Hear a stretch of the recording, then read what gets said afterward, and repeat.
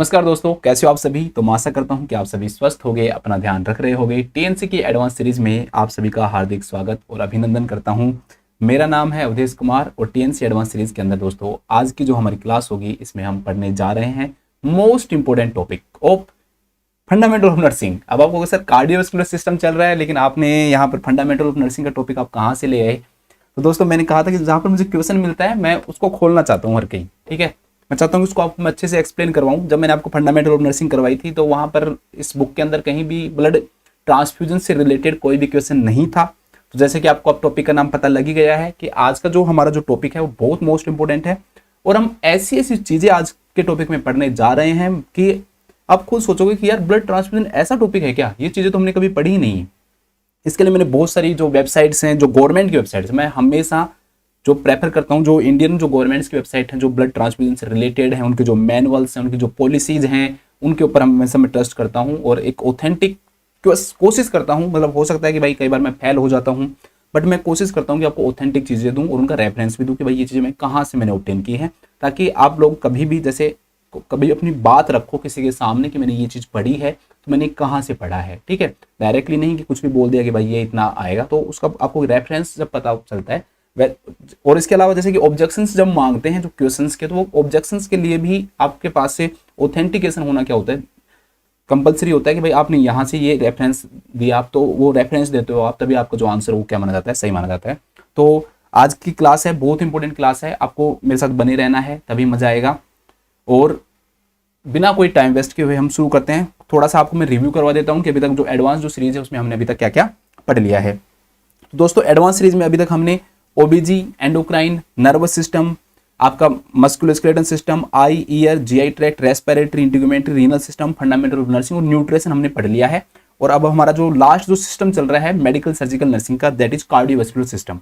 इसकी कुछ ही क्लासेज बाकी हैं, इसके बाद हमारा कार्डियोवैस्कुलर सिस्टम कंप्लीट हो जाएगा, then we will move to paediatric nursing. इसके बाद हम पीडियाट्रिक जो नर्सिंग है वो हम पढ़ेंगे और हमारी ये जो हमारी बुक है ये खत्म हो जाएगी उसके बाद। और फिर मैं आपको कोई नई चीज लेके आऊंगा आपके लिए, जिसके लिए मैं पोलिंग करवाऊंगा, आप लोगों से पूछूंगा कि भाई क्या चीजें हमें, मतलब what should I teach you, मुझे क्या पढ़ाना चाहिए, आपको कोई बुक पढ़ानी चाहिए, या आप कहो कि भाई सर कहीं से भी क्वेश्चन लेके आओ, उस प्रकार से आपको वो अगर पैटर्न अच्छा लगता है तो उस प्रकार से पढ़ेंगे, तो वो हम आगे वो चीज कभी डिस्कस करेंगे। अभी तो हमारा काफी चीज बच रहा है, ठीक है। तो बिना कोई टाइम वेस्ट किए हुए हम शुरू करते हैं।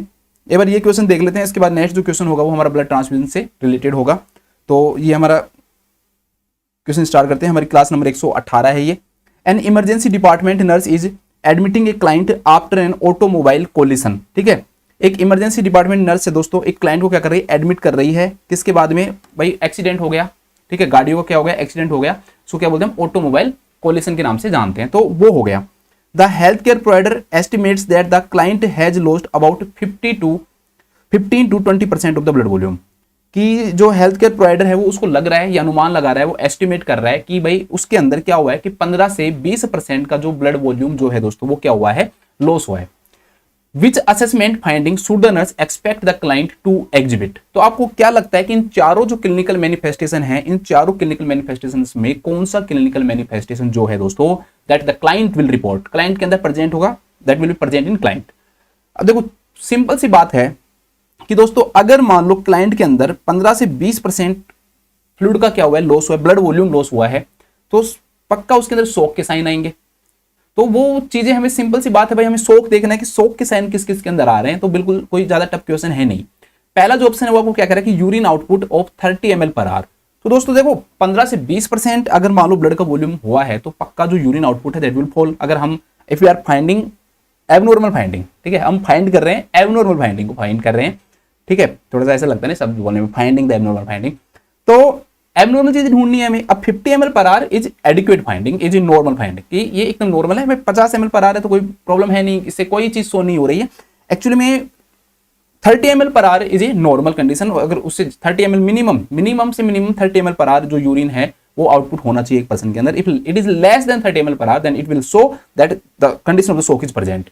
सिंपल सी बात है कि जब जो ब्लड का वॉल्यूम ही कम हो गया तो किडनी के पास नहीं जाएगा, किडनी के पास रीनल परफ्यूजन नहीं होगा तो किडनी किसे फिल्टर करेगा, तो वॉल्यूम जो है वो कम हो जाता है। बट यहाँ पर नॉर्मल दे रखा है तो हम इसे कंसीडर नहीं करेंगे, तो ये ऑप्शन हमारा क्या हो जाएगा दोस्तों, आपका गलत हो जाएगा।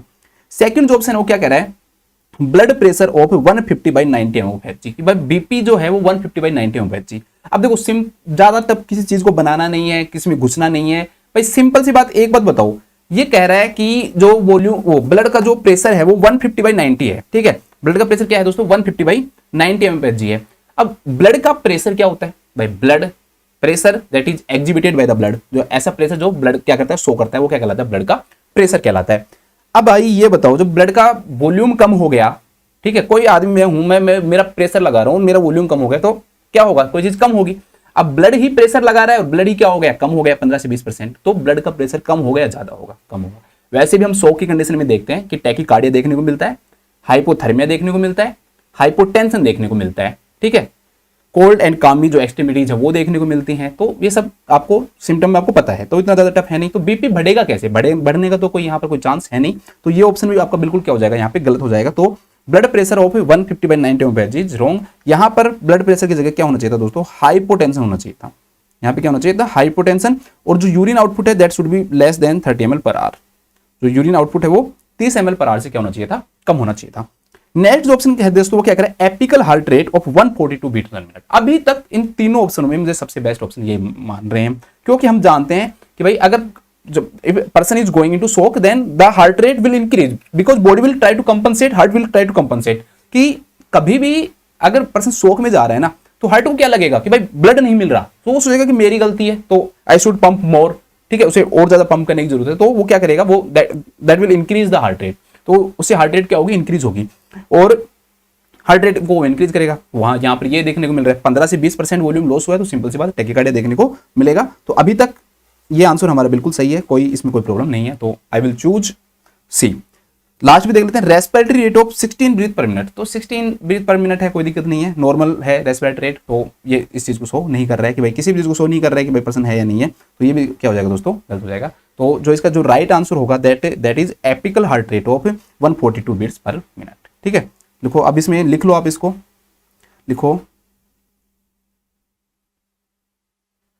लिखो, ऑटोमोबाइल एक्सीडेंट लिख लो आप इसको, कोलिशन नहीं लिखना चाहो तो। एक्सीडेंट के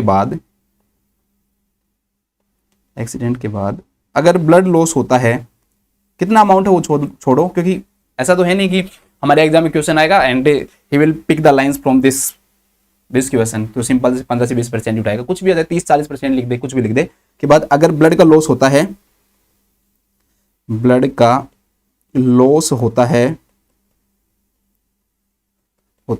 तो पर्सन में, पेशेंट में लिख लो, तो पेशेंट में, वैसे इस बुक के अंदर हर पेशेंट वर्ड जो है, आप अगर ओवरऑल देखोगे ना तो पेशेंट वर्ड आपको कम मिलेगा, क्लाइंट वर्ड ज्यादा लिखा हुआ है हर कहीं पे, ज्यादातर है ना। पेशेंट में टेम्परेचर कम, पल्स रेट ज्यादा, BP come and cool skin लिख लो बस, कूल कामी स्किन होती है, वैसे कूल स्किन देखने को मिलती है। और ओलिगोयूरिया लिखना चाहो लिख लो, कॉमा लगा के, ओलिगोयूरिया या ब्रैकेट में लिख लेना, लेस देन 30 ml/h, ठीक है, देखने को मिलती है, मिलता है, ठीक है। ये हमारा हो गया। अब हम शुरू करते हैं हमारा most awaiting topic that is blood transfusion. अब हम ब्लड ट्रांसफ्यूजन स्टार्ट करेंगे, बहुत अच्छे से पढ़ेंगे आज हम, ठीक है, कोई चीज छोड़ेंगे नहीं। ऐसा नहीं कि कोई भी चीज आपको दोबारा से पढ़ने की जरूरत पड़ेगी, भाई मैंने ये नहीं पढ़ा सर, ये नहीं पढ़ा। तो मैं कोशिश करूंगा कि मैं आपको हर चीज पढ़ाऊं, ठीक है। हो सकता है कि मैं फेल हो जाऊं कोशिश में, कई बार ये होता है कि हम कोशिश करते हैं और भाई यही पढ़ लेंगे और एक दो टॉपिक कुछ पॉइंट रह जाते हैं, तो आपको कुछ भी लगे तो मेरे को उस हिसाब से आप बता सकते हो कि सर मुझे लग रहा है कि यार इस टॉपिक में से ये चीज रह गई, तो आप उसको कमेंट करके मुझे आप इसमें बता सकते हो कि सर ये टॉपिक में ये चीज़ क्या हो गई है, रह गई है। तो हम उसके ऊपर फिर कभी किसी क्लास में मैं डिस्कस कर लूंगा। लेकिन मैंने फिर भी अपनी तरफ से है ना पूरी मेहनत की है, अपनी तरफ से मैंने पूरी मेहनत की है और पूरा कोशिश किया है कि भाई इस टॉपिक में से कोई भी चीज इस टॉपिक में से दोस्तों नहीं रहे, मैंने पूरी कोशिश की। तो अब हमारे सामने हमारा क्वेश्चन है, पढ़ते हैं इसको पहले। एक client who is pale and morning is diagnosed with oesophageal varices, ठीक है, एक क्लाइंट है दोस्तों, उसका जो कलर है वो देखने को मिल रहा है पेल एंड मॉर्निंग है वो, और डायग्नोज्ड हुआ है उसको इसोफेजियल वेरिसेज, ठीक है। वैसे जो मेन चीज है वो आगे आएगी, लेकिन जैसे कि एनक्लेक्स की बुक में क्या होता है, जो क्वेश्चन है उनको अच्छे तरीके से बनाते हैं, तो ये बैकग्राउंड बनाने की कोशिश करें। तो इसोफेजियल वेरिसेज हुआ है, तो जो जो ब्लड वेसल्स हैं, जो एक्चुअली में जो वेन्स जो होती हैं वो क्या हो जाती हैं, डायलेट हो जाती हैं इसोफेगस की, और वो क्या, वो रैप्चर हो जाती हैं, और उसके रैप्चर होने के कारण क्या होने चांसेस होते हैं, ब्लीडिंग हो जाती है, उनके कारण ब्लीडिंग हो जाती है। तो दैट ये शो करना चाहता है, ठीक है, this question want to show this. इसके बाद क्या कह रहा है ये कि द हेल्थ केयर, एडमिट हो गए पेशेंट को क्या था, इसोफेजियल वेरिसेस था, the health care provider order से ब्लड ट्रांसफ्यूजन। अब इस क्लाइंट के अंदर मान लो चाहे धीरे धीरे हुई हो, एक्यूट हुई हो, क्रोनिक हुई हो, कुछ भी हुई हो, दैट डजंट मैटर, क्योंकि हमारा जो क्वेश्चन है उससे रिलेटेड नहीं है, that is not related the anaemia, anaemia से रिलेटेड नहीं है, मेन जो क्वेश्चन है that is for blood transfusion, ठीक है। तो अब हेल्थ केयर प्रोवाइडर है, जो डॉक्टर है वो आया, उसने क्या किया, ब्लड ट्रांसफ्यूजन उस पेशेंट के लिए क्या कर दिया दोस्तों, ऑर्डर कर दिया। What nursing action should be taken, क्या नर्सिंग एक्शन लेना चाहिए।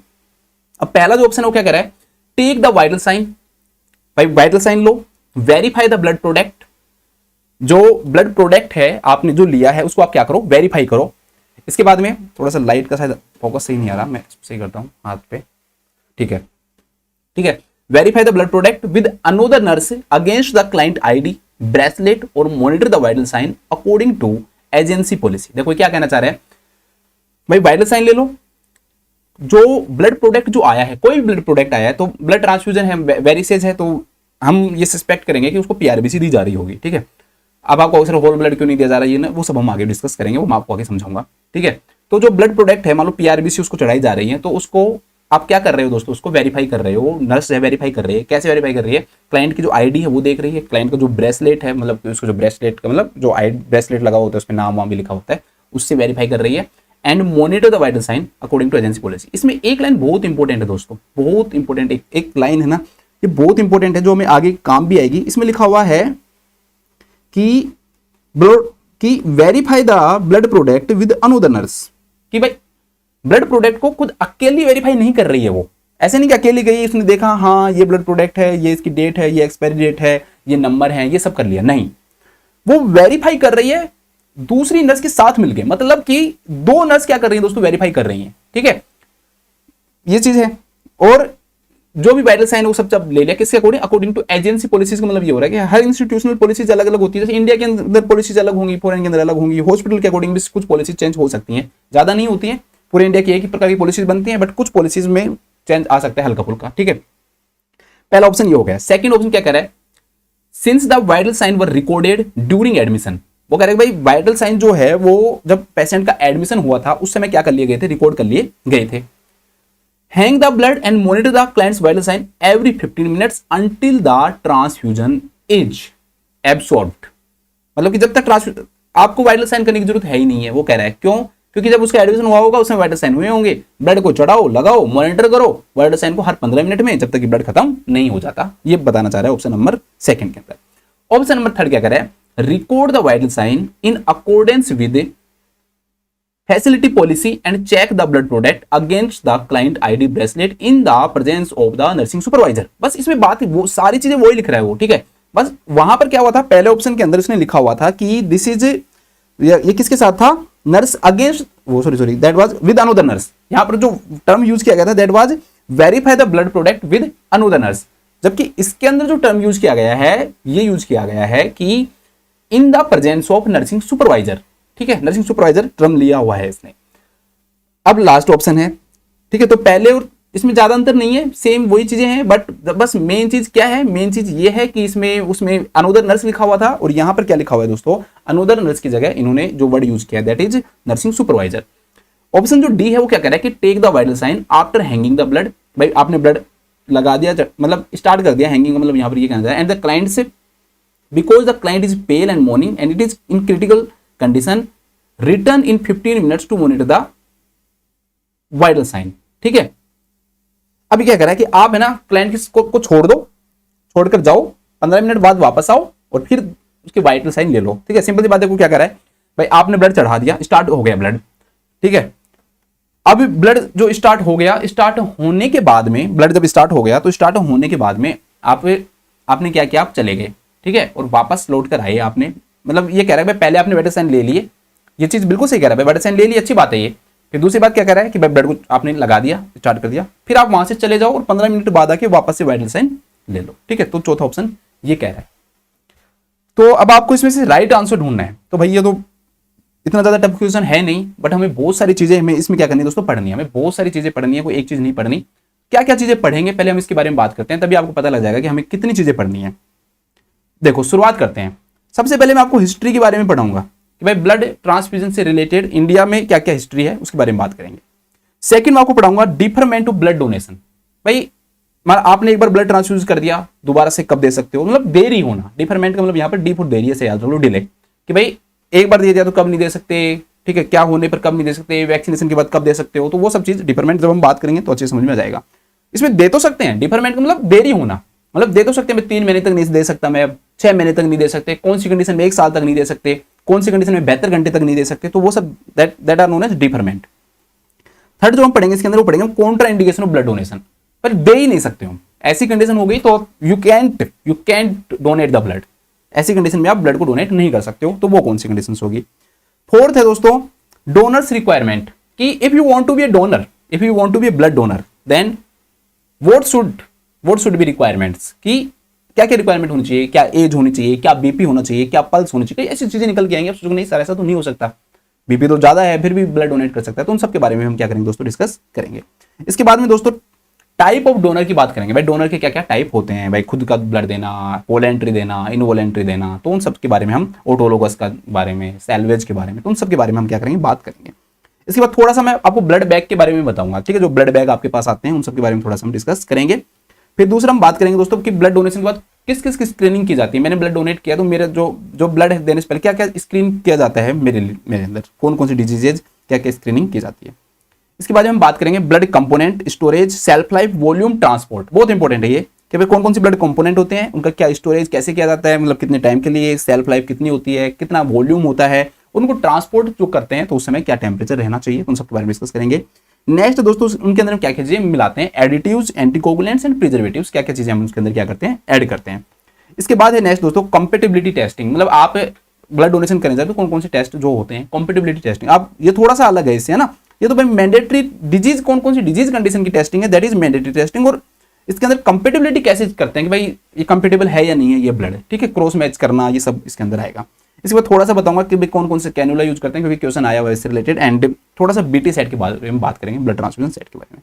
इसके बाद में थोड़ा सा बताऊंगा आपको, थोड़ा सा है या ज्यादा है वो आगे देखेंगे, identification, labelling and pre transfusion check. जो ये क्वेश्चन है इससे रिलेटेड कि भाई आप कभी ब्लड ट्रांसफ्यूजन स्टार्ट कर रहे हो तो कैसे आइडेंटिफाई करते हो, कैसे लेबलिंग, प्री ट्रांसफ्यूजन, आपको कोई भी ब्लड अगर आप वो कर रहे हो तो उससे पहले आपको क्या क्या चीजें क्या करनी चाहिए दोस्तों, चेक करनी चाहिए। तो उन सब के बारे में हम क्या करेंगे, बात करेंगे। इसके बाद कुछ इंपॉर्टेंट पॉइंट्स जो मुझे ऐसा नहीं लगा कि भाई कहाँ पर मैं इनको डालूं, तो फिर उनको मैंने सब इंपॉर्टेंट पॉइंट्स करके डाल दिया, ठीक है, मेरे खुद के बनाए हुए हैं, कहीं ऐसे नहीं लिया हुआ कि भाई कहीं से ले लिया इन पॉइंट्स को, क्योंकि मुझे लगा कि यार इतना बड़ा टॉपिक है, अगर आपको मैंने शुरू में आपको इंडेक्स बना के नहीं दी और मैं पढ़ाता गया ना, तो फिर आप ऐसे सर पकड़ के बैठ जाओगे कि यार कहाँ चल रहे हैं पता नहीं चल रहा, ठीक है। थोड़ा सा एनीमिया में हुआ होगा ये थोड़ा बहुत, तो मुझे वहां से सीख मिली पिछली वाली क्लास से, तो मेरे को लगा कि इसको मैं बिल्कुल सिस्टमेटिक करूंगा, इस टॉपिक को मैं खराब कर ही नहीं सकता किसी भी वे में।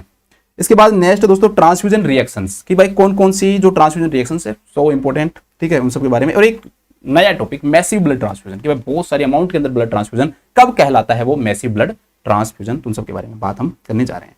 तो पहली बात हम करते हैं दोस्तों हिस्ट्री के बारे में। हमारा पहला टॉपिक स्टार्ट हो गया है, हिस्ट्री का जो टॉपिक है दोस्तों वो हमारा क्या हो गया, स्टार्ट हो गया है।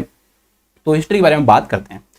तो क्वेश्चंस हैं, ठीक है, मैं भूल न जाऊं तो मैंने क्वेश्चंस लिख लिए हैं, आंसर नहीं है तो आप ये मत सोचना कि भाई सर ने लिख लिए पूरे। क्वेश्चंस लिखना जरूरी होता है, मान लो कुछ भूल जाऊं तो दिक्कत हो जाती है, तो कई बार याद नहीं रहते हैं, कई सारे टॉपिक हो जाते हैं।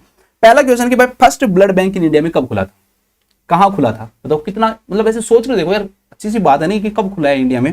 तो दोस्तों फर्स्ट ब्लड बैंक इंडिया में मानते हैं 1945 के अंदर, 1945 के अंदर मानते हैं। और कहाँ मानते हैं, कोलकाता में मानते हैं, कलकत्ता था उस समय शायद, तो कोलकाता के अंदर फर्स्ट ब्लड बैंक खुला था 1945, 1945। कब खुला था, 1945 के अंदर, याद रहेगा, ठीक है। इसके बाद है दोस्तों कि HIV जो टेस्टिंग है ना उसको कब मैंडेटरी किया गया, मतलब भाई ब्लड आपको डोनेट कर रहे हो तो आप HIV टेस्टिंग किया ही जाना चाहिए। मैं आपको जब मैंने आपको बताया था कि मैं आपको यहाँ पे पढ़ाऊंगा कि भाई कौन कौन सी जो डिजीज उनकी स्क्रीनिंग की जाती है, तो उसमें मैंडेटरी कर दिया कि बिना HIV टेस्टिंग के कभी भी ब्लड ट्रांसफ्यूजन डोनेट नहीं कर सकता है कोई भी पर्सन, ठीक है। तो ये 1988 के अंदर किया गया था। HIV जो टेस्टिंग है दोस्तों उसको मैंडेटरी कब किया गया था, 1988 के अंदर किया गया था। अब देखो NACO, national AIDS control organisation. अब आप कहोगे सर इसका यहाँ पर क्या लेना देना, आपके दिमाग में ये आना चाहिए कि यहाँ पर है नेशनल एड्स कंट्रोल ऑर्गेनाइजेशन और आप ब्लड ट्रांसफ्यूजन पढ़ा रहे हो। पहली बात तो नेशनल एड्स कंट्रोल जो ऑर्गेनाइजेशन है वो कब आया था, 1992 में आया था, 1992 के अंदर ये आया था। तो क्वेश्चन तो ये सिंपल बन गया।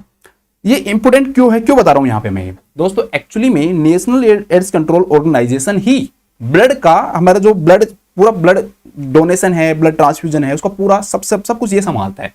एक्चुअली में ये provision of safe blood provide करता है। ये ऑर्गेनाइजेशन क्या करता है भाई, सबको सही ब्लड लगे, तो प्रोविजन ऑफ सेफ ब्लड, तो ब्लड से रिलेटेड यही संस्था है। ठीक है, ऐसे लगेगा ना आपको, जैसे क्वेश्चन आ जाए मान लो तो आप समझोगे यार क्या कह रहे हैं ये, तो ब्लड से रिलेटेड जो संस्था है वो नेशनल एड्स कंट्रोल ऑर्गेनाइजेशन ही है। कौन सी मिनिस्ट्री के अंदर आती है, तो ministry of the health and family welfare के अंदर ये आती है। ठीक है, अगर आप मिनिस्ट्री लिखना चाहो तो लिख लेना कि ministry of health and family जो वेलफेयर है उस मिनिस्ट्री के अंदर ये आती है।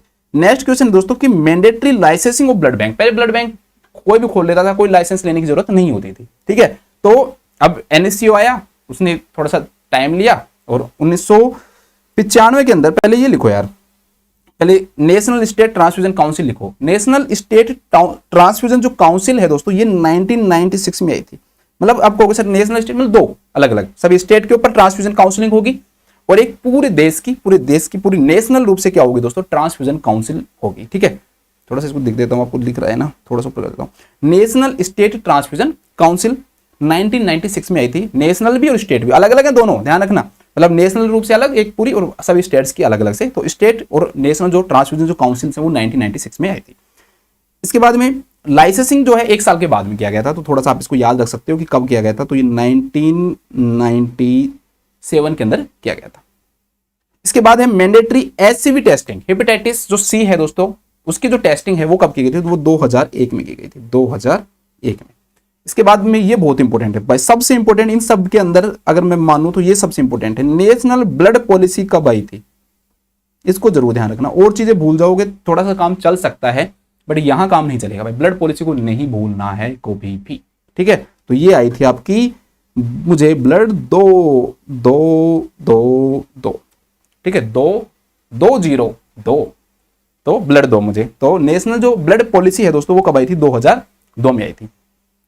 फिर ब्लड स्टोरेज के सेंटर बनना, जब ब्लड की क्राइसिस आना वो स्टार्ट हुई, ऐसा लगा कि ब्लड की भी कमी है, इनको स्टोरेज सेंटर बनाना क्या है दोस्तों जरूरी है, तो 2008 के अंदर इंडिया के अंदर जो ब्लड स्टोरेज जो सेंटर वो क्या हुए, स्टार्ट हुए। फिर प्लाज्मा पॉलिसी, ठीक है, तो प्लाज्मा पॉलिसी आई थी 2014 में। 2014 के अंदर क्या आई थी दोस्तों, आपकी नेशनल प्लाज्मा जो पॉलिसी है वो आई थी। इसके बाद बस ज्यादा नहीं है, ज्यादा नहीं पढ़ाऊंगा, मुझे पता है कि आप लोग थोड़े से कंफ्यूज हो गए होंगे कि भाई इतनी सारी चीजें, लेकिन देखो मैंने ना इनको इस सीक्वेंस में लिखाया है। सीक्वेंस में चीजें है ना जल्दी याद हो जाती हैं आपके, जब आप कुछ सीक्वेंस में पढ़ोगे भाई 1945 से स्टार्ट करके 82 पे आओगे, 92 पे आओगे, 95 पे आओगे, ऐसे 96 पे आओगे, 97 पे आओगे, तो ये चीज आपको क्या हो जाएगी, जल्दी याद हो जाएंगी। लेकिन अगर आप बिना सीक्वेंस कोई भी चीज पढ़ो आप चीज, ठीक है, मैं आपको तरीका बताता हूँ कि आपको ईयर याद करना कैसे याद करते हो। आप प्रोग्राम्स पढ़ रहे हो, कभी भी ऐसे मत पढ़ो कि कभी 1960 का प्रोग्राम पढ़ने लग गए, कभी 92 का पढ़ने लग गए, कभी याद नहीं होंगे आपसे, कभी भी आप याद कर ही नहीं सकते उनको। तो कैसे याद करोगे भाई उनको, अगर आपको याद करना है ना तो स्टार्ट हो जाओ शुरू से। 1951 में ये आया, 55 में ये आया, 56 में ये आया, 60 में ये आया, 61 में ये आया, 62 में ये आया, और उनको फिर 10-15 बार गा दो पूरी स्टोरी को कि भाई इसमें ये आया, इसमें ये आया, इसमें ये आया, इसमें ये आया, इसमें ये आया, इसमें।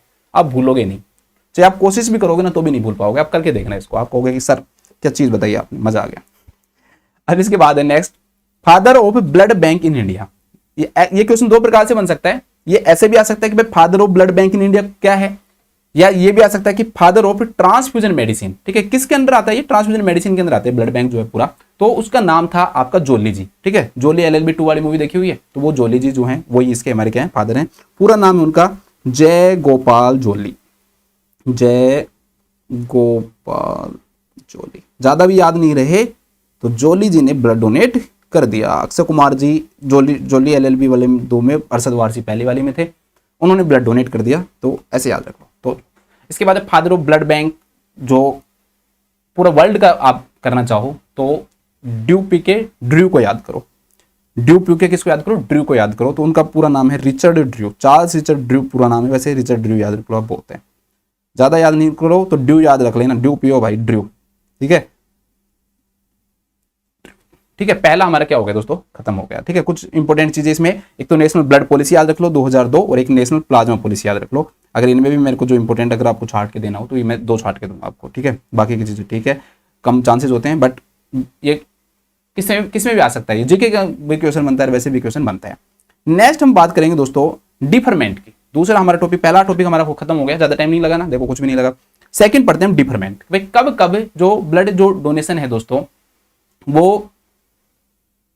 पोस्टपोन करना चाहिए, भाई नहीं दे सकते हैं, भाई आपने ये चीज करवाया तो आप अभी नहीं दे सकते, ये चीज करवाया तो आप अभी नहीं दे सकते, तो इसको हम किस नाम से जानते हैं दोस्तों, इसको हम डिफरमेंट के नाम से जानते हैं। ठीक है, तो डिफरमेंट, अगर आपने इम्यूनाइजेशन करवाया है तो 15 दिन तक मानते हैं, 15 डेज का डिफरमेंट होना चाहिए। ठीक है, अगर आपने इम्यूनाइजेशन करवाया तो 15 दिन का डिफरमेंट होता है, मेनली कुछ वैक्सीन के लिए होता है ये। ठीक है, जैसे डिप्थीरिया हो गया, टिटनस हो गया, प्लेग, कोलेरा, टाइफाइड, तो ऐसी जो वैक्सीन होती हैं इनका अगर इम्यूनाइजेशन करवाया जाता है तो देखो आपको सर बच्चों के अंदर बच्चे जो छोटे बच्चे हैं वो थोड़ी ब्लड डोनेट करेंगे, तो ये एडल्ट के लिए है कि भाई उन्होंने टिटनस का करवाया, मान लो आपने टीटी का लगवा लिया और आप पूछे ब्लड डोनेट कर सकते हो, नहीं 15 दिन तक नहीं कर सकते आप लगभग। ठीक है, आपने प्लेग का लगवाया है, डिप्थीरिया का है, टाइफाइड का है, कोलेरा का है, तो इन सब के अंदर इम्यूनाइजेशन जो है वो 15 दिन तक हम क्या करते हैं, डिलीट करते हैं। ज्यादा नहीं याद रखो, देखो अब इतने सारे हैं तो मुझे पता है याद नहीं होगा, टिटनस तो याद रखिए लो, क्योंकि ये तो ज्यादातर सब इम्यूनाइजेशन करवा ही लेते हैं, बाकी का नहीं भी करवाते हैं तो काम चल जाता है, बट टिटनस याद रख लो कम से कम, तो याद रहेगा भाई टिटनस का इंजेक्शन लगवाया तो 15 दिन तक आप ब्लड डोनेट नहीं कर सकते हो, ये माना जाता है। ये सारे जो डाटा है मैंने national AIDS control organisation policy से उठाए हैं, अब वहां पर जाके इनको देख सकते हो, उनमें डिटेल में उन्होंने वहां पर दे रखा है। मलेरिया का दे रखा है 3 मंथ एंड 3 ईयर, दोनों लिख रखे हैं, लेकिन आप 3 मंथ याद रखो। 3 मंथ का मतलब कि मान लो भाई पूरे वर्ल्ड में छा रहा है, देखो एक तो एरिया से रिलेटेड हो गया, एंडेमिक हो गया, तो एंडेमिक में उन्होंने 3 मंथ कहते हैं, वो 3 मंथ तक नहीं दे सकते किसी को मलेरिया हो गया तो। और अगर नॉन एंडेमिक है, ठीक है, नॉन एंडेमिक मतलब एंडेमिक के अलावा कोई सा भी हो, एपिडेमिक, पैंडेमिक कोई भी हो, तो उसके लिए 3 ईयर है, लेकिन आप 3 मंथ याद रख लो तो ठीक रहेगा। 3 मंथ में आपके लिए क्या रहेगा, सही रहेगा, तो इतना ज्यादा। अब 6 मंथ वाले हैं, 6 मंथ वालों के अंदर क्या आते हैं दोस्तों, एक तो हिस्ट्री ऑफ ब्लड ट्रांसफ्यूजन है, आपने मान लो एक बार ब्लड दे दिया, डोनेट कर दिया, तो आप कब तक नहीं कर सकते दोस्तों, 6 मंथ तक नहीं कर सकते आप। ठीक है, कितना अच्छा क्वेश्चन है, सोचो कि एक बार आपने ब्लड डोनेट कर दिया तो आप कब तक नहीं दे सकते, 6 मंथ तक। अबॉर्शन करवाया किसी भी फीमेल ने, 6 मंथ तक। टैटू 6 मंथ तक। अब कई बार कुछ बुक्स में ऐसा भी लिखा हो जाता है भाई जो टैटू वाले हैं डोनेट नहीं कर सकते, बट वहां पर ये लिखा हुआ है साहब कि जो टैटू है वो 6 मंथ तक ब्लड क्या नहीं कर सकता दोस्तों, डोनेट नहीं कर सकता। ठीक है, तो बैट्समैन हमेशा छक्के मारता है भाई, बैट्समैन हमेशा क्या मारता है, छक्के, BAOT, बैट्समैन हमेशा क्या मारता है, छक्के मारता है। ये लो, B मतलब ब्लड ट्रांसफ्यूजन वाला, A फॉर अबॉर्शन वाला और T फॉर टैटू वाला, तो ये हो गया बैटमैन। तो बैट्समैन हमेशा छक्के मारता है। ठीक है, ये हो गया। इसके बाद में आ जाओ, आप आगे बढ़ते हैं। 6 महीने वाले हो गए खत्म। रेबीज, कुत्ता काट गया, 1 सालों तक याद रखते हैं, 1 साल तक तो कम से कम याद रखेगा आपको। ठीक है, रेबीज अगर वैक्सीन लगवाई हुई है या रेबीज किसी को हो गया तो एकदम वैक्सीन नहीं आएगा शायद इसमें, सीधा रेबीज आएगा। ठीक है, रेबीज डिजीज ही है इसमें। तो 1 साल तक ब्रेस्ट फीडिंग कोई भी फीमेल कराई तो डिलीवरी के 1 साल तक नहीं दे सकती। फिर आप कहोगे सर रेबीज में तो डेथ हो जाती है, तो मैं इसको एक बार देख लूंगा, वैसे रेबीज साफ लिखा हुआ था वहां पे, तो इसलिए मैंने भी उसी हिसाब से पढ़ा है। ब्रेस्ट फीडिंग 1 ईयर, कोई भी सर्जरी करवाइए तो 1 साल माना जाता है इसको। ठीक है, सर्जरी है तो 1 ईयर तक माना जाता है। और टाइफाइड किसी को भी हो गया तो 1 ईयर, तो इस हिसाब से रेबीज डिजीज होनी चाहिए, जैसे नीचे टाइफाइड दे रखा है तो इसमें ही आएगा। इसके अलावा दोस्तों किसी भी पर्सन को, ठीक है, आपने टाइफाइड लिख लिया ना, 1 ईयर, सर्जरी 1 ईयर। इसके बाद history of hepatitis in family और क्लोज कॉन्टैक्ट में ध्यान रखना, कंफ्यूज नहीं होना। मैं यहां पर ये नहीं बोल रहा हूं बिल्कुल भी, मैं यहां पर बिल्कुल भी ये नहीं बोल रहा हूं कि a person who is having hepatitis can donate the blood. मैं ये कह रहा हूं history of hepatitis in family और क्लोज कॉन्टैक्ट, मतलब कि भाई मेरी फैमिली में वो उन्होंने मुझसे हिस्ट्री लिया, पूछा कि भाई तुम्हारी फैमिली में किसी को है, तो मैंने पूछा कि हाँ मान लो इसको है, हमारी फैमिली में है किसी को, तो वो कहेंगे जब क्लोज कॉन्टैक्ट में कोई हो उसको है, तो फिर मैं 1 साल तक ब्लड डोनेट नहीं कर सकता हूं। ठीक है, तो इससे क्या समझे आप, हेपेटाइटिस होना नहीं चाहिए कि भाई मुझे हेपेटाइटिस है या नहीं है। ठीक है, history of hepatitis family member, मेरे लिए नहीं है ये मेरे किसके लिए, फैमिली मेंबर और क्लोज फ्रेंड के लिए, तो 1 ईयर। और एक आपके इम्यूनो ग्लोबुलिन है दोस्तों, इम्यूनोग्लोबुलिन अगर आपको दिया गया है, ठीक है, इम्यूनोग्लोबुलिन का कभी भी आपके अंदर क्या लगा है, इंजेक्शन लगा है, तो भी इसका क्या आएगा दोस्तों, 1 ईयर ही आएगा। ठीक है, इम्यूनोग्लोबुलिन का इंजेक्शन लगा तो भी क्या आएगा आपका, 1 ईयर इसके अंदर आता है। अब देखो आप ब्लड डोनेशन का बता दिया ना मैंने, हिस्ट्री ऑफ ब्लड, हाँ सॉरी एक चीज और देखना, 2 चीजें बता रहा हूं मैं, सॉरी। ब्लड ट्रांसफ्यूजन की हिस्ट्री 6 मंथ, यहां पर देखो ब्लड डोनेशन की हिस्ट्री ब्लड डोनेशन की हिस्ट्री में आएगा आपका 3 मंथ। ये जरूर ध्यान रखना, ये दोनों चीजें ना बहुत कंफ्यूजिंग है। कंफ्यूजिंग कैसे है? बहुत सिंपल सी बात है। देखो, मैंने एक बार ब्लड डोनेट कर दिया तो मैं दोबारा 3 महीने तक ब्लड डोनेट नहीं कर सकता, 12 वीक्स तक मैं ब्लड डोनेट नहीं कर सकता हूं। लेकिन अगर मेरे खुद के ब्लड चढ़ा है, अरे भाई मेरे खुद के मान लो अगर ब्लड चढ़ा है, ब्लड ट्रांसफ्यूजन मेरे खुद के हुआ है, तो फिर मैं 6 महीने तक किसी को डोनेट नहीं कर सकता। मेरी कहां कंडीशन है, मैंने खुद ने ब्लड चढ़वाया है, मैं 6 महीने से पहले कहां मैं ब्लड इतना गेन कर पाऊंगा कि मैं डोनेट कर दूं। तो ये आप उन दोनों में अगर कंफ्यूज हो जाओ तो आप याद रखो कि भाई जिसके खुद के चढ़ा है ना उसके ज्यादा टाइम आएगा, तो उसके 6 मंथ आएगा, और जिसने डोनेट किया है तो वो 3 महीने तक दोबारा से वो नहीं दे सकता है। ठीक है, ये ब्लड डोनेशन जो वर्ड है देखो, इसलिए एक देर का इसमें blood transfusion after platelet apheresis. ठीक है, अभी मैं समझाता हूं इन दोनों को। ब्लड डोनेशन सिंपल लिखा हुआ है 12 वीक आएगा, 3 मंथ आएगा, लेकिन अगर बीटी आफ्टर प्लेटलेट एफरेसिस आया हुआ है तो एटलीस्ट 72 आवर्स आएगा इसका आंसर। एटलीस्ट क्या आएगा? 72 आवर्स। अब देखो मैं आप समझाता हूं कैसे। अब आपको सर इसमें भी तो ब्लड ट्रांसफ्यूजन ही हो रहा है। यहां पर जो ब्लड ट्रांसफ्यूजन, जो ब्लड डोनेशन ऊपर जो लिखा हुआ है ना, इसका मीनिंग यहां पर वो होल ब्लड पीआरबीसी उससे दे रहा है, ब्लड डोनेट किया है। अब यह है कि blood transfusion after platelet phrases. Platelet phrases का मतलब क्या होता है दोस्तों, कि आपको बुलाएंगे, बुलाकर वो आपका ब्लड निकालेंगे, उसमें से प्लेटलेट्स को फिल्टर करेंगे, बाकी का जितना भी ब्लड है वो वापस से चढ़ा देते हैं। सिर्फ इतना हुआ है। अगर आपको पूरी तरह से इस प्रकार से क्लियरली मेंशन है क्वेश्चन में कि भाई बीटी आफ्टर प्लेटलेट फ्रेसिस, तो आंसर आएगा 72 आवर्स। और कुछ मेंशन नहीं है, सिंपल ब्लड डोनेशन मेंशन है, तो आंसर क्या आएगा आपका? 3 मंथ। तो आंसर आपका क्या आ जाएगा दोस्तों? 3 मंथ आ जाएगा। अब 1 ईयर वाले में देखो क्या क्या आया है। 1 ईयर वाले के अंदर रेबीज, ब्रेस्ट फीडिंग, सर्जरी, आपका typhoid, history of hepatitis in family close contact और इम्यूनोग्लोबुलिन। तो ये सब किसके अंदर आए हैं दोस्तों? आपके 1 ईयर वाले के अंदर आए हैं। ठीक है, अब इनको याद कैसे करोगे? तो देखो, इसको याद रखो, RBIST है। ठीक है, कोई ऐसे मेरे से नाराज मत हो जाना भाई, मैं कोई ऐसे वो नहीं कर रहा, बस ट्रिक है। आपको और कोई ट्रिक लगे तो आप याद कर लो। मैं कोई कास्ट एग्जाम, कोई ग्रुप वाइज वो कभी नहीं करता मैं, नेवर आई डू दिस। ठीक है, याद करने के लिए बस मेरे से जो ट्रिक बनती है बनने, आपको बना सकते हो, आप अच्छी बना सकते हो। ठीक है, तो आर वो रेबीज हो गया भाई, रेबीज जो है उसका, रेबीज का आर आ गया, ब्रेस्ट फीडिंग का बी आ गया, इम्यूनोग्लोबुलिन का क्या आ गया दोस्तों? आई आ गया, सर्जरी का एस आ गया, टाइफाइड का टी आ गया, और हिस्ट्री ऑफ हेपेटाइटिस, दोनों बहुत अच्छी बात है, हिस्ट्री में भी एच है और हेपेटाइटिस में भी क्या है? एच है। देखो हिस्ट्री ऑफ हेपेटाइटिस आ गया। इन सब के अंदर क्या आएगा? RBIST है। ठीक है, 1 ईयर के लिए ऐसे लिख लो, 1 ईयर, बस याद रख लेना। ठीक है, तो इससे आप याद कर सकते हो। देखो ट्रिक अच्छे लगे ठीक है, नहीं लगे तो भाई खुद की बनाओ और आगे बढ़ो। ऐसे नहीं है कि सर मेरे को तो बहुत बुरी लगी, क्या ट्रिक बनाते हो, बकवास। ठीक है, तो आप अपनी खुद की बना लो, वो मैं आपके ऊपर थोपूंगा नहीं। अब आ जाते हैं थोड़ा सा हम कॉन्ट्रा इंडिकेशन के बारे में बात कर लेते हैं। भाई कौन कौन ब्लड डोनेट नहीं कर सकता? Who can't donate the blood, who can't donate the blood, donate the blood. Blood को कौन डोनेट नहीं कर सकता? और ये सारे मैंने WHO से लिए हैं। WHO बताता है कि भाई कौन कौन ब्लड डोनेट नहीं कर सकता है। देखो WHO साफ साफ कहता है कि कोई भी पर्सन है जिसको हार्ट की, लीवर की और एंडोक्राइन की डिजीज है तो वो डोनेट नहीं कर सकता। तो सिंपल से याद रखो 3 चीजें, हार्ट, लीवर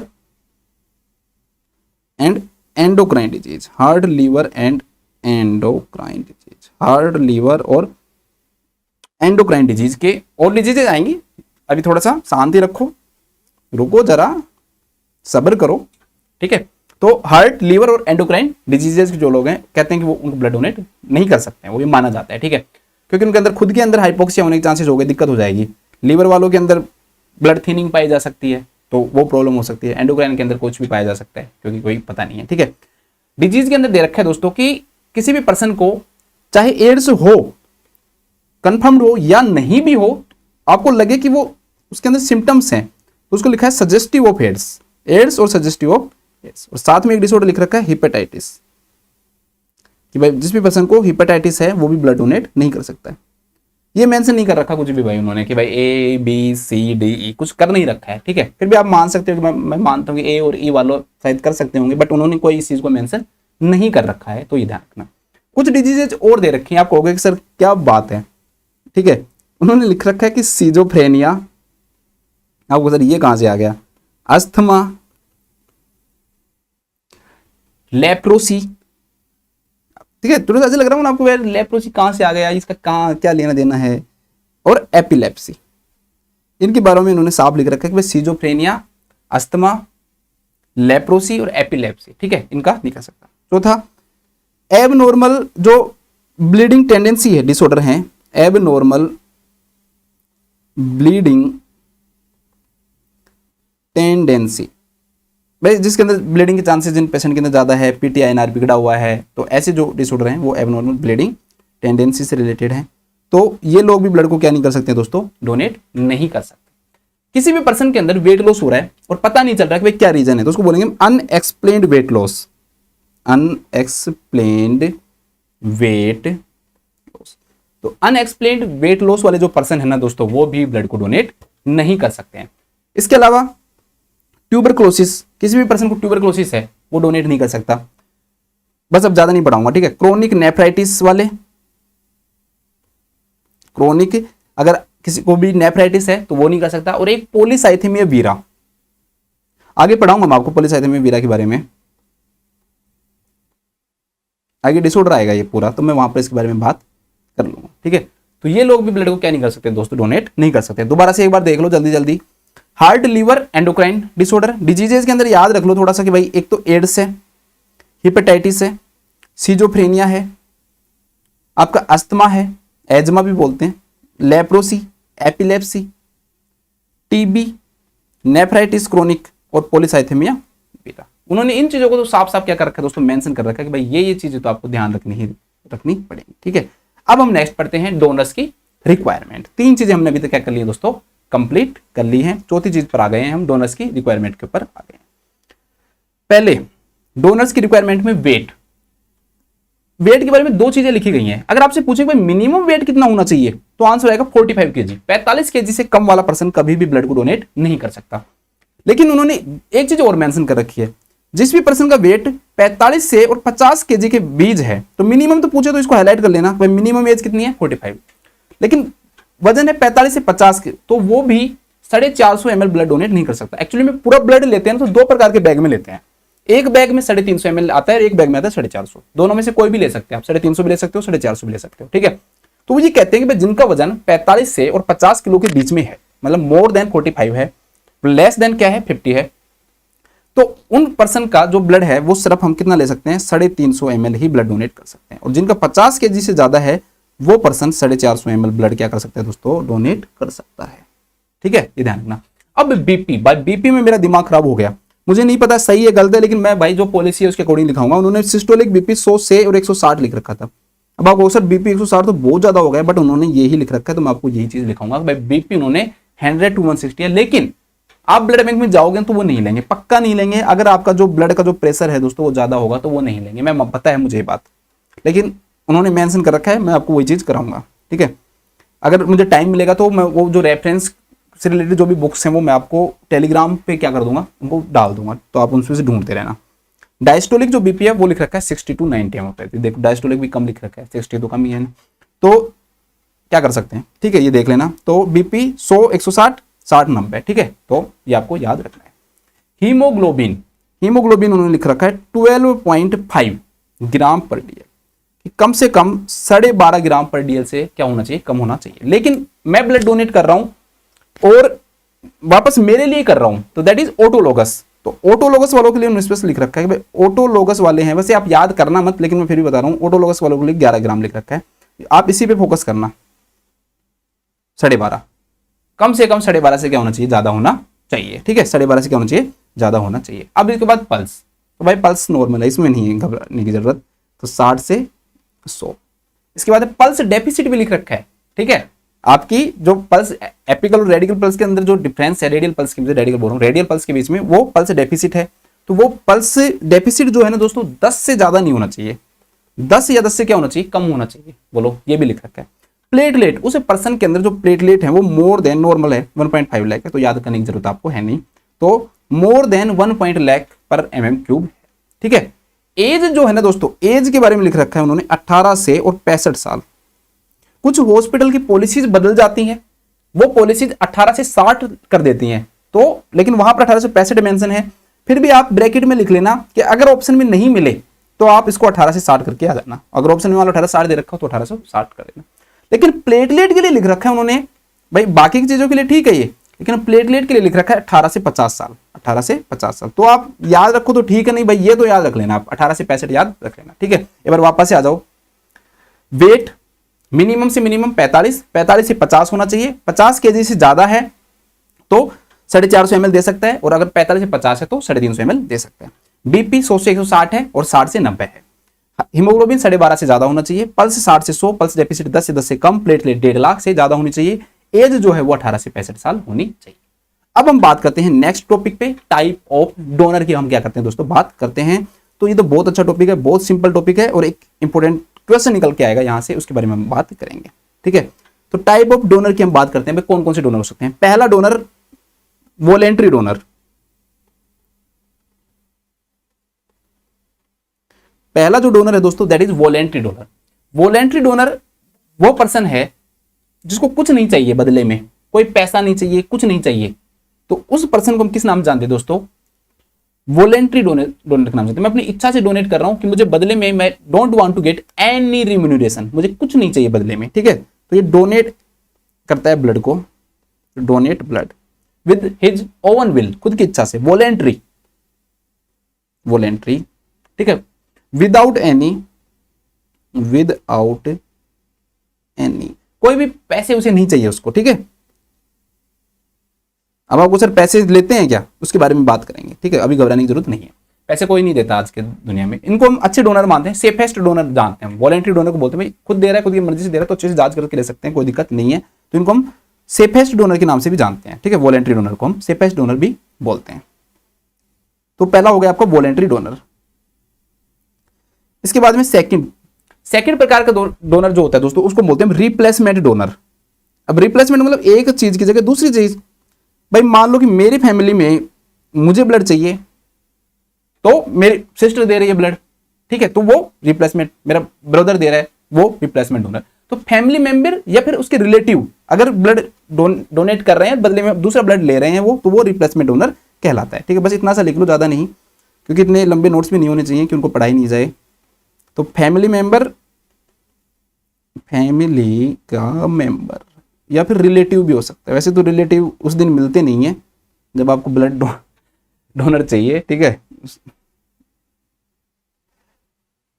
वो आता है ना कॉमेडी नाइट विद कपिल के अंदर, सुनील ग्रोवर, उसकी नहीं पता है, वो सुनील ग्रोवर कहता है एक वीडियो के अंदर जो डॉक्टर है ना उसको पीटने के लिए, तो है ना जब पीटने की बारी आए ना 100-150 डोनर 100-150 लोग रिलेटिव्स आ जाते हैं, बट जब बाहरी ब्लड डोनेशन की आती है ना तो पता नहीं रिलेटिव कहाँ गायब हो जाते हैं, ठीक है। तो वही बात है। तो रिप्लेसमेंट डोनर कौन करते हैं, फैमिली मेंबर, और जो रिलेटिव जो होते हैं वो क्या करते हैं, थर्ड है दोस्तों, आप देखो इसके बारे में थोड़ा सा बात करते हैं, ये इंपॉर्टेंट है। Third is professional donor.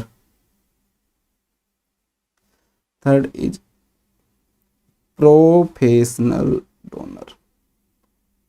Professional मतलब पैसे कमाने वाले डोनर, मतलब आप ब्लड दोगे बदले में वांट्स मनी, वो कहेगा कि मैं पैसे दूंगा, तो उन डोनर को हम किस नाम जानते हैं, प्रोफेशनल डोनर के नाम से जानते हैं। अब सर ये कैसे डोनर है, ऐसे तो कुछ मैंने देखा ही नहीं। तो दोस्तों हम नहीं देख सकते ये, क्यों, क्योंकि इंडिया में ये बैन है, इंडिया में ऐसा नहीं किया जा सकता। कुछ कंट्रीज के अंदर अभी भी लीगल है ये, कोई अगर ब्लड डोनेट करना चाहे तो अपना ब्लड डोनेट कर सकता है।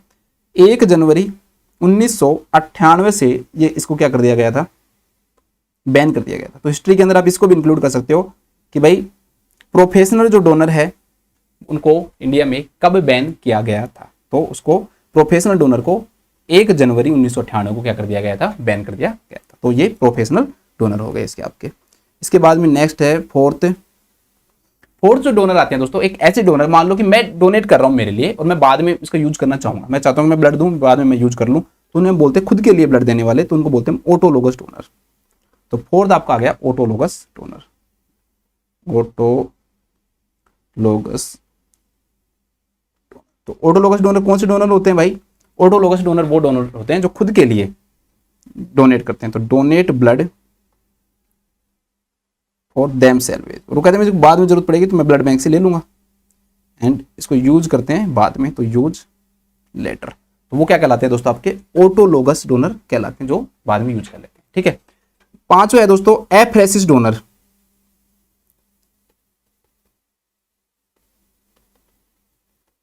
एफरेसिस का मतलब क्या होता है दोस्तों कि हम जैसे मान लो मैं सिर्फ प्लेटलेट देता हूं, मैं और कुछ नहीं दूंगा, मैं कह रहा हूं कि मेरे ब्लड ले लो, मैं कोई स्पेसिफिक कंपोनेंट दूंगा, जैसे मैं प्लेटलेट दूंगा और कुछ नहीं दूंगा, मैं पूरा ब्लड नहीं दूंगा। उसमें क्या करते हैं, प्लेटलेट ले लेते हैं, मैंने ऊपर भी आपको एफरेसिस के बारे में बताया था।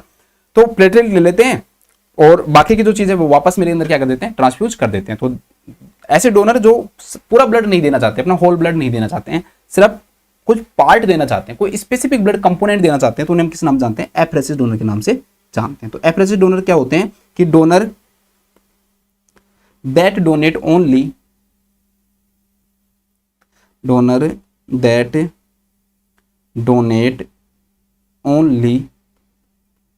specific blood product. ठीक है, स्पेसिफिक ब्लड प्रोडक्ट क्या करते हैं, ये लास्ट इंपॉर्टेंट है थोड़ा सा, क्योंकि अलग है वहां क्वेश्चन बनने के चांसेस क्या हो जाते हैं, बढ़ जाते हैं। ब्लड साल्वेज,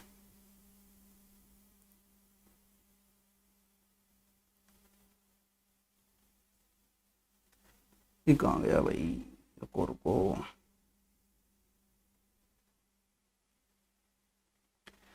अरे यार तू मत परेशान कर, आज तो मैंने सब कुछ लेट भी कर दिया था। वापस आते हैं। ब्लड साल्वेज का मतलब क्या होता है दोस्तों कि जैसे मान लो आपकी सर्जरी हो रही है, सर्जरी के अंदर क्या हो रहा है, ब्लड का क्या हो रहा है दोस्तों, ब्लड का लॉस हो रहा है, तो उस ब्लड को क्या कर लिया जाता है, कलेक्ट कर लिया जाता है और उसको वापस से पर्सन के अंदर उसी को ट्रांसफ्यूज कर दिया जाता है विद इन 6 आवर। तो उसको हम किस नाम जानते हैं, ब्लड साल्वेज के नाम से जानते हैं। एक भाई क्लाइंट का ब्लड लिया हमने, उसकी कोई भी जैसे सर्जरी कर रहे हैं, कुछ भी कर रहे हैं, ट्रोमा का ब्लड है, तो क्लोज बॉडी कैविटी से, ट्रोमा साइड से, ऑपरेटिव साइड से हमने ब्लड को लिया और वापस से उसी पर्सन को क्या कर दिया दोस्तों, उसको ट्रांसफ्यूज कर दिया। तो उसे हम किस नाम जानते हैं, ब्लड साल्वेज के नाम से जानते हैं। ठीक है, तो इसमें क्या करेंगे हम, क्लाइंट ब्लड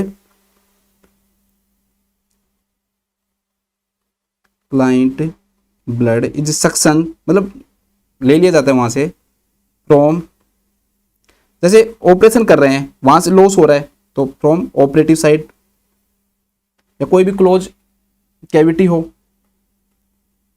क्लोज कैविटी, कोई कैविटी है दोस्तों वहां से ले रहे हैं, या ट्रोमा है वहां से निकल रहा है ब्लड, वापस उसी को चढ़ा रहे हैं तो ट्रोमा साइड से, और फिर वापस से क्या कर देते हैं, ट्रांसफ्यूज कर देते हैं।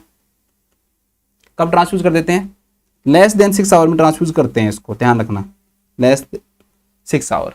तो इसे हम किस नाम से जानते हैं, ब्लड साल्वेज के नाम से जानते हैं। ठीक है, एक बार दोबारा से रिवाइज कर लो, बिल्कुल सिंपल है। पहला है वॉलेंट्री, वॉलेंट्री का मतलब क्या हुआ दोस्तों, मैं खुद की इच्छा से दे रहा हूं, मुझे बदले में कुछ नहीं चाहिए। रिप्लेसमेंट, फैमिली मेंबर, रिलेटिव्स वो देते हैं।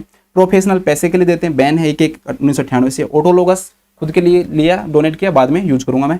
एफरेसिस डोनर, मैं सब कुछ नहीं दे सकता, कुछ पार्ट दे सकता हूँ, जिसमें प्लेटलेट दे दूंगा और कुछ नहीं दूंगा। ब्लड साल्वेज, कैविटी से, ट्रोमा साइड से, ठीक है, इन सब से जो लेते हैं हम, सर्जरी हो रही है सर्जरी साइड से, तो वहां से वापस उसको ब्लड ट्रांसफ्यूज कर दिया जाता है, तो वो क्या कहलाता है, ब्लड साल्वेज कहलाता है। तो ये ब्लड साल्वेज हो गया। इसके बाद में हम नेक्स्ट बात करते हैं दोस्तों कुछ ब्लड बैग की, कि भाई जो ब्लड जो बैग है उसकी बात करते हैं। भाई ब्लड बैग कितने प्रकार के होते हैं, कैसे होते हैं, तो थोड़ा सा ब्लड बैग की बात कर लेते हैं। एक्चुअली में दोस्तों ब्लड बैग यहाँ किससे रिलेटेड आया, हमारे पास तो हमेशा सिंगल ही बैग आता है। आप लोग के पास कभी ऐसा आता है 2 बैग जुड़े हुए आ गए, कभी नहीं आता। लेकिन जो भी बच्चे, जिसने भी कभी भी ब्लड बैंक में काम किया होगा, तो वहां उसने देखा होगा कि भाई बैग जो है ना वो कई प्रकार के होते हैं। ठीक है, बैग जो है वो कई प्रकार के होते हैं। जैसे एक किसी भी पर्सन का ब्लड लिया, उस ब्लड को लेते टाइम उसको सिंगल बैग में लिया, अभी मैं अच्छे से समझाऊंगा तो घबराने की जरूरत नहीं है। सिंगल बैग ले लिया। कई बैग ऐसे होते हैं कि 2 बैग एक दूसरे से क्या होते हैं, जुड़े हुए रहते हैं, तो उसको हम बोलते हैं double bag, double blood bag, double हो गया। रुक जा भाई, डबल हो गया। कई बार 3 बैग जुड़े हुए रहते हैं, मैं आपको दिखाऊंगा, अभी पिक्चर्स भी दिखा दूंगा, तो वो ट्रिपल बैग। इसके बाद में 4 बैग जुड़े रहेंगे तो 4 क्वाड्रुपल बैग, और ज्यादा से ज्यादा 5 होते हैं, 5 से ज्यादा नहीं होते। ठीक है, तो पेंटा बोलते हैं, 5 को क्या बोलते हैं हम, पेंटा, या क्विंटू प्लेट भी बोलते हैं इसको हम, क्विंटी प्लेट। ठीक है, इसको हम क्विंटी प्लेट, जैसे आप ट्विंस में भी तो पढ़ते हैं ना, ये क्विंटू होता है वो ट्विंस में, तो क्विंटू लिखो, 2 प्लेट। दोस्तों एक्चुअली में क्या होता है, देखो मैं आपको थोड़ा सा इसको समझाता हूं। आपने मान लो एक ब्लड लिया, एक बैग लिया, अब उस बैग में से आप दूसरी चीजें बाहर नहीं निकाल सकते हो। जैसे आपने होल पूरा पूरा ब्लड लिया, भाई ऐसे तो है नहीं अलग अलग चीजें लेंगे कि भाई एक बार मैंने उसके आरबीसी ले ली, फिर एक बार मैंने प्लेटलेट ले ली, फिर एक बार प्लाज्मा ले लिया, ऐसा तो लिया नहीं है। मैं डोनेट कर रहा हूँ, मेरी सारी चीजें एक साथ ले ली गई हैं। लेकिन अगर मैंने सिंगल बैग ही यूज किया मान लो, तो क्या होगा, मैं सिंगल बैग को आप और कुछ उससे निकाल ही नहीं सकते हो। क्यों? क्योंकि वो सिंगल बैग था, ऐसे कैसे था, ठीक है, उसमें से हम कोई चीज नहीं निकाल पाएंगे। तो अगर सिंगल ही बैग यूज कर रहे हैं ना, तो उस पर्सन को, दूसरे पर्सन को भी अगर आप ब्लड चढ़ा रहे हो तो पूरा का पूरा वैसा ही ब्लड चढ़ाना पड़ेगा, मतलब उसको पूरा का पूरा आपको होल ब्लड ही चढ़ाना पड़ेगा, जैसा लिया था वैसा का वैसा चढ़ाना पड़ता है। लेकिन हम क्या यूज करते हैं ब्लड बैंक्स के अंदर, सिंगल बैग बहुत रेयरली यूज किया जाता है, डबल, ट्रिपल, क्वाड्रुपल और पेंटा या क्विंटुप्लेट बैग यूज करते हैं। उससे क्या फायदा होता है, जैसे हमने डबल बैग यूज किया, डबल बैग में हम क्या करेंगे, हमने उस पर्सन का बैग लिया, एक बैग में हमने क्या रखा, पीआरबीसी को रख लिया, दूसरा लिया उसमें हमने क्या रख लिया दोस्तों, प्लाज्मा ले लिया।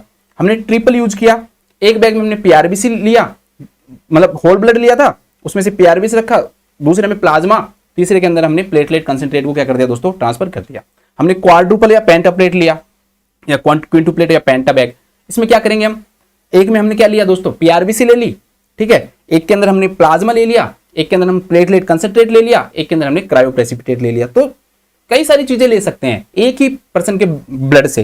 तो उनके लिए हम क्या करेंगे, मल्टीपल बैग क्या करते हैं, यूज करते हैं। तो ये होते हैं आपके सिंगल, डबल, ट्रिपल, क्वाड्रुपल और पेंटा। देखो एग्जांपल दिखाता हूं, देखो जैसे सिर्फ अकेला ब्लड बैग है, कुछ नहीं है, तो सिंगल बैग है, ये सिर्फ और सिर्फ किसके लिए यूज होगा दोस्तों, सिर्फ और सिर्फ होल ब्लड के लिए यूज होता है। इसमें से हम दूसरी चीज निकाल ही नहीं सकते, कहां निकालोगे आप दूसरे बैग के अंदर, ऐसे तो है नहीं कि दूसरा एक पीपी ले लेंगे और उसके अंदर डाल लेंगे, कोई पैकेट ले लेंगे उसमें डालेंगे, ऐसा नहीं होता, ठीक है, वो क्लोज्ड सिस्टम रहता है। तो उसी प्रकार से हम करते हैं। हमारे पास तो हमेशा एक ही बैग आएगा, वो जो जिस चीज की जरूरत होगी वो बैग हम वो दे देंगे, बाकी का रख लेते हैं अपने पास। अब डबल बैग आया, डबल बैग में आपने क्या किया दोस्तों, जैसे आपने पीआरबीसी ली, पीआरबीसी एक बैग में पीआरबीसी रख ली, दूसरे में यहां से प्लाज्मा निकाल लिया, तो पीआरबीसी और प्लाज्मा का यूज कर लिया।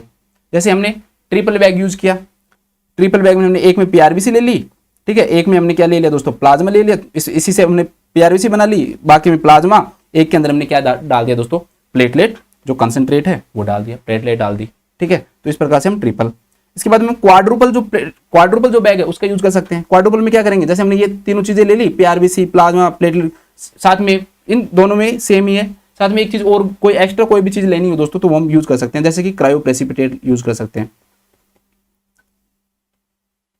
क्रायोप्रेसिपिटेट, ठीक है, उससे ज्यादा लेनी हो तो 5 का बैग यूज कर लेते हैं। तो इस प्रकार से जो बैग है ना दोस्तों वो यूज किए जाते हैं। पहला जो बैग होता है प्राइमरी बैग कहलाता है, और बाकी के जो बैग है दोस्तों उन्हें सैटेलाइट बैग के नाम से जाना जाता है। बाकी के जो अदर्स बैग है वो एक बैग के अलावा वो सैटेलाइट बैग कहलाते हैं। जो अगर कोई ब्लड बैंक में काम करता हो तो मेरी इस बात को कंफर्म करे कि ये बात सही है क्या, कि पहला जो बैग है वो आपका प्राइमरी बैग कहलाता है, बाकी के उससे जुड़े हुए जो बैग होते हैं वो सैटेलाइट बैग कहलाते हैं, ठीक है। उसको कैसा हो सकता है कि मैं सही नहीं हूं तो वो कमेंट करके बताए कि अगर कोई भी ब्लड बैंक में काम करता है तो, बट मेरे अकॉर्डिंग यही है, first bag primary and others are satellite bag. Satellite ऊपर वाले सैटेलाइट वही सैटेलाइट बैग, नाम सैटेलाइट बैग। देखो ये पिक्चर देखो असली, ये एक बैग है, सिंगल बैग है, ये देखो यहाँ पे डबल बैग दिख रहा है, ये एक दूसरे से जुड़े हुए हैं, ये ट्रिपल बैग हो गया, ये 4 बैग हो गए, तो ये क्वाड्रुपल बैग हो गए। इस प्रकार से इसमें क्या होते हैं, बैग होते हैं 5 होंगे तो पेंटा हो गया, क्विंटुप्लेट के नाम से जानते। तो ये बैग इस प्रकार से आप एक बैग लेते हैं, होल ब्लड लिया, उससे से बाकी की जो चीजें हैं दोस्तों वो क्या की जाती हैं, यूज की जाती हैं, ठीक है। PRBC plasma, PRBC plus plasma plus platelet concentrate ले लिया, ठीक है, इसके अंदर क्रायोप्रेसिपिटेट ले लिया। तो ज्यादा चीजें, मल्टीपल चीजें लेनी हो तो ज्यादा बैग यूज करेंगे, और सिंगल चीज लेनी हो तो हम, और होल ब्लड का यूज बहुत रेयरली किया जाता है। अभी मैं आपको जब ये टॉपिक आगे पढ़ाऊंगा तो मैं वहां पर आपको मैं समझाऊंगा कि भाई क्यों हम होल ब्लड का यूज नहीं करते, मैं आगे समझाऊंगा आपको, तो आपको डरने की कोई जरूरत यहाँ पे है नहीं कि भाई होल ब्लड का हम यूज यहाँ क्यों नहीं करते हैं, तो वो मैं वहां पे आपको बता दूंगा, ठीक है। और कोई तो इमेज नहीं है ना, ठीक है। अब नेक्स्ट आते हैं हम हमारे 7वें पे, मैंडेटरी टेस्ट फॉर स्क्रीनिंग। बहुत इंपॉर्टेंट क्वेश्चन बन सकता है दोस्तों ये। आपको लग रहा होगा कि भाई हजारों, पता नहीं कितने, मतलब वो यूज करते होंगे, कितने टेस्ट करते होंगे। तो मेन जो टेस्ट है, कौन कौन सी डिजीज है दोस्तों, उनके जो टेस्ट है ना, जो हमारे लिए क्या होते हैं दोस्तों, मैंडेटरी होते हैं। एक्चुअली में एक एक्ट आया था, ड्रग्स एंड कॉस्मेटिक एक्ट, बहुत पहले का आया हुआ है, 1940 के अंदर आया हुआ है ये एक्ट। एक्ट पहले आ गया, ब्लड बैंक जो है वो बाद में बना है। ड्रग्स एंड कॉस्मेटिक एक्ट 1940, उस एक्ट के अकॉर्डिंग ये कहा जा रहा है, मेरा दिमाग खा गया ये,